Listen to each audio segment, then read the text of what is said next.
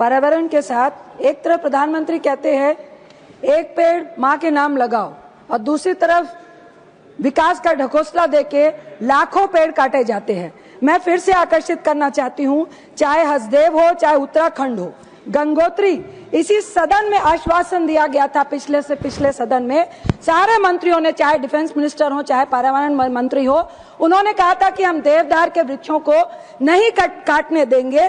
आज वहां से जो रिपोर्ट आ रही है कि जो इको सेंसिटिव जोन भागीरथी के गंगोत्री का है, वहां से 6000 पेड़ों को काटने की अनुमति दे दी गई है। वहां के लोग पेड़ों को रक्षा सूत्र बांध रहे हैं, जो कल की रिपोर्ट है 6 और 7 तारीख दिसंबर को, ताकि उन पेड़ों को बचाया जा सके। अभी महोदय वही क्षेत्र है जहां अगस्त में धराली की भीषण आपदा हुई थी और लगभग 150 लोग के शव अभी भी 40 फीट मलबे में दबे होने की बात कही जा रही है।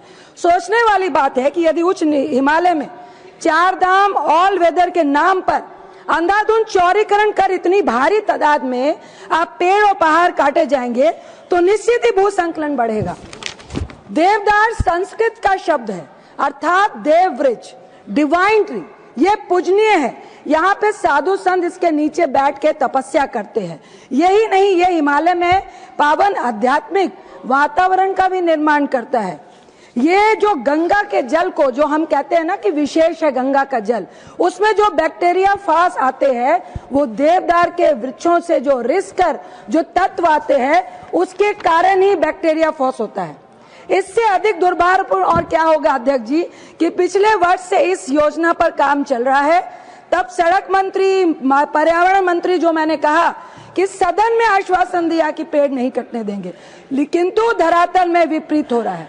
कई समाज सेवी, कई पर्यावरण प्रेमी, इवन आप ही के मुरली मनोहर जोशी जी, डॉक्टर कंस सिंह जी, कई लोग लगे हुए हैं। सुप्रीम कोर्ट में भी अपील दी है कि यहाँ जो इको सेंसिटिव जोन है, एक ही जोन है जो गंगा का जो निश्चल जल है वहां पे बहता है, उसको बचाया जा सके। लेकिन आप यहाँ कुछ बोलकर जा रहे हैं और वहां पे जाके आप विकास के नाम पर तबाही का काम कर रहे हैं। मैं लगातार देख रहे हैं कि हिमालय में चौड़ीकरण लगातार असफल हो रहा है। अध्यक्ष जी, ये बहुत सोचनीय बात है कि लगातार हिमालय में चौड़ीकरण असफल हो रहा है। सेना और यानी यात्री भू संकलन आपदाओं के नीचे आ रहे हैं। आप एक तरफ कहते हैं कि भाई सेना के लिए जरूरत है और सेना का रास्ता ही कई महीनों तक भू संकलन के कारण बंद रहता है, तो ये किसके कारण, किसकी शय पर इस तरह का विकास आप कर रहे हैं? एक तरफ अभी हमारे माकन साहब कह रहे थे ना, अरावली को Satnam. Subscribe to One India and never miss an update. Download the One India app now.